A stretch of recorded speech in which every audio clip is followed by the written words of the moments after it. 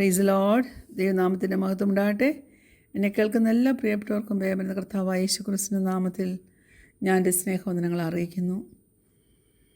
മറ്റുള്ളവരുമായി എപ്പോഴും സമാധാനം ആചരിച്ച് ജീവിപ്പാൻ ഒരു ദൈവ പൈതലിന് കഴിയണം.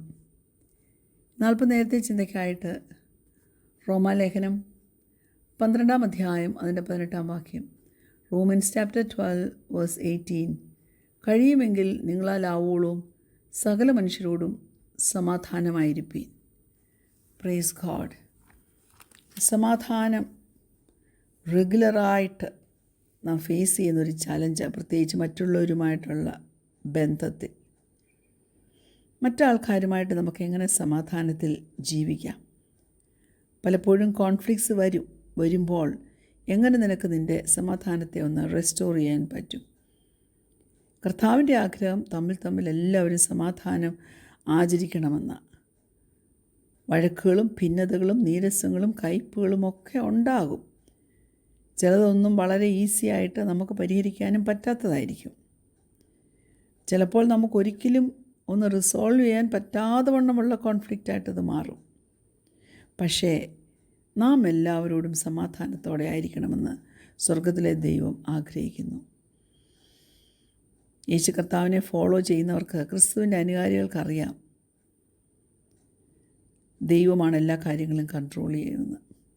എന്നാൽ ചിലപ്പോൾ അവിശ്വാസികളെ പോലെ നമ്മളും ബെല്ലും ബ്രേക്കും ഇല്ലാതെ ദൈവപ്രവൃത്തിയെപ്പോലും മറന്നു കളയുന്നവരായി പോകാറുണ്ട്, അല്ലേ? നമ്മൾ രക്ഷിക്കപ്പെട്ടവരാണെന്നോ ആ ചിന്ത പോലും ചിലപ്പോൾ മറന്നു പോകും. ദേഷ്യപ്പെടാനും കോപിപ്പാനും ജലസായിരിക്കാനും ഹെയ്റ്റ്ഫുള്ളായിരിക്കാനും ഒക്കെ നാം നമ്മെ തന്നെ വിട്ടുകൊടുത്തിട്ടുണ്ടല്ലേ? എന്നാൽ പരിശുദ്ധാത്മാവിനോട് നമ്മിൽ പ്രവർത്തിപ്പാനും നമ്മിൽ കൂടി പ്രവർത്തിപ്പാനും ഇടയാകേണ്ടതിന് നമുക്ക് നമ്മുടെ നേച്ചർ യേശു കർത്താവിൻ്റെ നേച്ചറിന് കീഴ്പ്പെടുത്തി കൊടുക്കാം. ഹല്ലേലൂയ. യേശു കർത്താവിൻ്റെ റെപ്രസെൻറ്റേറ്റീവായിട്ട് നമുക്ക് ഈ ലോകത്തിൽ ജീവിക്കണം. എല്ലാ റിലേഷൻഷിപ്പിലും നമുക്ക് താഴ്മ വേണം. സമാധാനം എസ്റ്റാബ്ലിഷ് ചെയ്യുവാൻ തക്കവണ്ണം നമുക്ക് കഴിയണം. അതിന് ഒരുക്കം നമ്മുടെ ജീവിതത്തിൽ ഉണ്ടോ? ദൈവമക്കളെ, ഞാൻ ചില കാര്യങ്ങൾ പറയട്ടെ. വാല്യൂ ഓഫ് റിലേഷൻഷിപ്പ് നാം തന്നെ തീരുമാനിക്കണം, മനസ്സിലാക്കണം. വേറൊരു വ്യക്തിയുമായിട്ട് സമാധാനത്തോടെ ജീവിക്കുവാൻ നീ ആഗ്രഹിക്കുന്നുണ്ടെങ്കിൽ നീ നിന്നോട് തന്നെ ചോദിക്കണം, ഈ ബന്ധം ഞാൻ പ്രിസർവ് ചെയ്യുവാൻ, ഞാൻ സൂക്ഷിക്കുവാൻ തക്കവണ്ണം ഇത് വിലയുള്ളൊരു ബന്ധമാണോ? ഞാൻ ചില കാര്യത്തിലൊക്കെ കോംപ്രമൈസ് ചെയ്യേണ്ടതായിട്ട് ഉണ്ടോ? കൃപയാൽ രക്ഷിക്കപ്പെട്ട ഞാൻ എന്നിൽ വസിക്കുന്ന പരിശുദ്ധാത്മാവിനെ ദുഃഖിപ്പിക്കുന്നതിന് ഈ അസ്വസ്ഥത ഇടയാക്കുമോ? അതോ ജെനുവിൻ പീസ് ഉണ്ടാകത്തക്കവണ്ണം ആ റിലേഷൻഷിപ്പ് മെയിൻറ്റെയിൻ ചെയ്തുകൊണ്ട് പോകുവാൻ ദൈവത്തിൽ നിനക്ക് കഴിയണം. രണ്ടാമത്, start talking and keep talking. രണ്ടാൾക്കാർ തമ്മിൽ സംസാരിക്കുമ്പോൾ ഒരാൾ സംസാരിക്കും, മറ്റേ ആൾ ശ്രദ്ധിക്കും. അങ്ങനെ വരുമ്പോൾ ആ കോൺഫ്ലിക്ട്സ് പെട്ടെന്ന് അങ്ങ് തീരും. പറഞ്ഞു തീർക്കണം.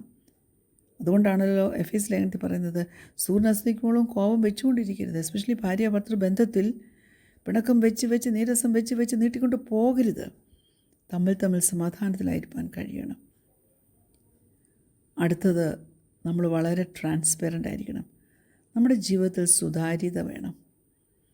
ഒരു ഹിഡൻ അജണ്ടയും നമ്മുടെ ജീവിതത്തിൽ കാണരുത്. ഒരു മാനിപ്പുലേറ്റീവ് സ്കീമും നമ്മുടെ മനസ്സിൻ്റെ പുറകിൽ വെച്ചുകൊണ്ട് ചില ബന്ധത്തിലെ സമാധാനം നഷ്ടപ്പെട്ടു പോകാൻ ഇടയാകരുത്. നമ്മൾ ഓപ്പൺ ആയിരിക്കണം, നാം ഹോണസ്റ്റ് ആയിരിക്കണം. ആ റിലേഷൻഷിപ്പിൽ സമാധാനപരമായ ഒരു സൊല്യൂഷൻ കൊണ്ടുവരുവാൻ തക്കവണ്ണം കുഞ്ഞെ നീ ഒരുങ്ങിയേ പറ്റൂ, റെഡിയായേ പറ്റൂ. അവസാനം ഞാൻ പറയട്ടെ, get to the core of the problem. Hallelujah.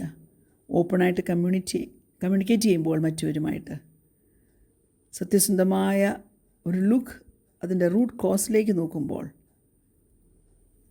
എത്രയും പെട്ടെന്ന് തന്നെ എല്ലാ വിമ്മിഷ്ടങ്ങളും മാറ്റി സമാധാനം എസ്റ്റാബ്ലിഷ് ചെയ്യുവാൻ നിനക്ക് കഴിയും.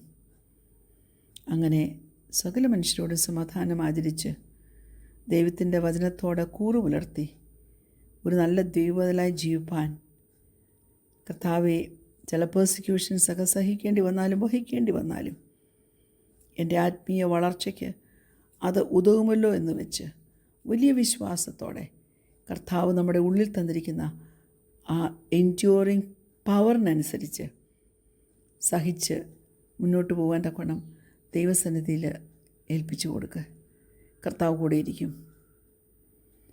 അതുപോലെ വേറൊരു കാര്യം കൂടെ ഞാൻ പറഞ്ഞോട്ടെ. ഭയത്തിൻ്റെ ഓപ്പോസിറ്റാണ് പ്രത്യാശ, ധൈര്യം, സ്ട്രെങ്ത് എന്നൊക്കെ ഉള്ളത്. അല്ലെങ്കിൽ ഞാൻ ഇങ്ങനെ പറയട്ടെ, ഫിയറിൻ്റെ ഓപ്പോസിറ്റാണ് ഫെയ്ത്ത്. ഭയം നമ്മളെ പലപ്പോഴും തളർത്തുമ്പോൾ, നമ്മുടെ സമാധാനത്തെ കെടുത്തിക്കളയുമ്പോൾ, ജീവിതത്തിൽ നാം അനുഭവിക്കുന്ന സമാധാനത്തിൻ്റെ അടിത്തറയെ അറ്റാക്ക് ചെയ്യുമ്പോൾ, പ്രൈസ് ഗോഡ്, എന്ത് പറ്റും? നമ്മുടെ വിശ്വാസത്തിന് വിളക്കം തട്ടുമല്ലേ? സമാധാനം ജനലൊക്കെ കൂടെ അങ്ങ് പുറത്തോട്ടങ്ങ് പോവും. എപ്പോഴാ? ഭയം മുറിക്കകത്തുണ്ടെങ്കിൽ. പലപ്പോഴും ഭയം വേരൂന്നിയിരിക്കുന്നത്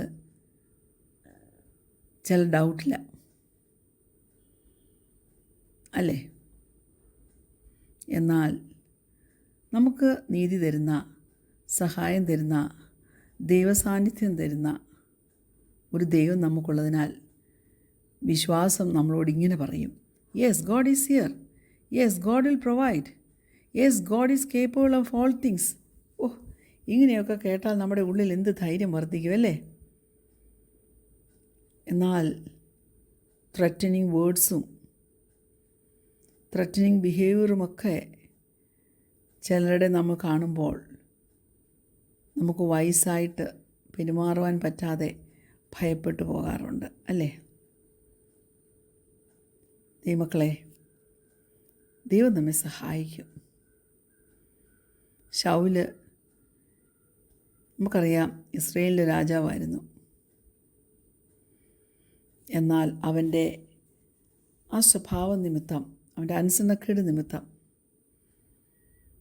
അഭിഷേകം അവനിൽ നിന്ന് നഷ്ടപ്പെട്ടു. താൻ ദാവീദിനോട് കോപിച്ചു, ദാവീദിനോട് കണ്ണുകടി തുടങ്ങി, ദാവീദിനെ ത്രറ്റൻ ചെയ്യുവാൻ തുടങ്ങി.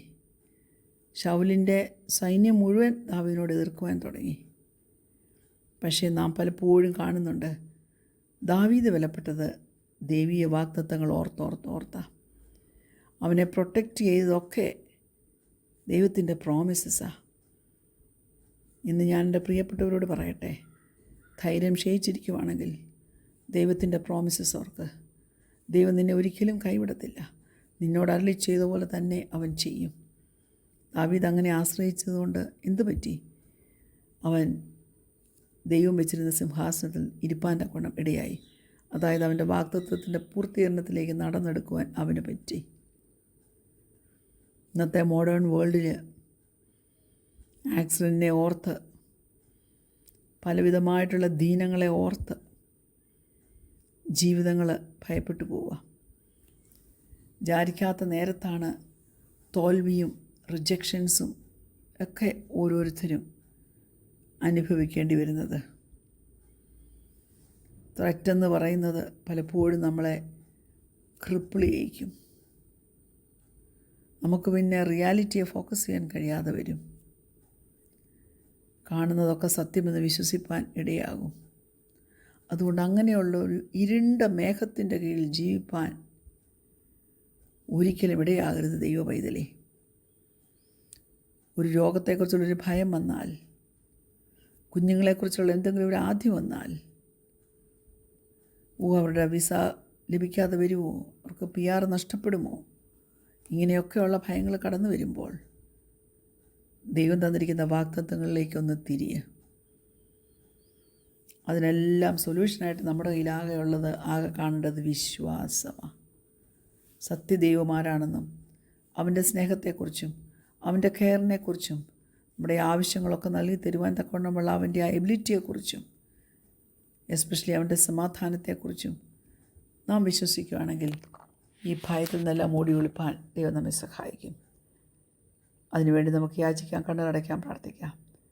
ഞങ്ങളെ സ്നേഹിക്കുന്ന ദൈവമേ, സ്വർഗീയ പിതാവേ, ജീവിതത്തിൽ വിചാരിക്കാത്ത നേരത്ത് കടന്നു വരുന്ന എല്ലാ അനുഭവങ്ങളിലും ഞങ്ങൾ ഭയപ്പെട്ടു പോകാതെ ദൈവത്തിന് സ്തോത്രം കരയറ്റി, സ്തുതി കരയറ്റി, ദൈവനാമത്തിൻ്റെ മഹത്വത്തിനായി ജീവിപ്പാൻ, സന്തോഷകരമായ ഒരു ക്രിസ്ത്യ ജീവിതത്തിൻ്റെ ഉടമകളായി ജീവിപ്പാൻ, ദൈവത്തിൻ്റെ വാഗ്ദത്തത്തിൽ ആശ്രയിച്ച് ജീവിപ്പാൻ ഞങ്ങളെ സഹായിക്കണം.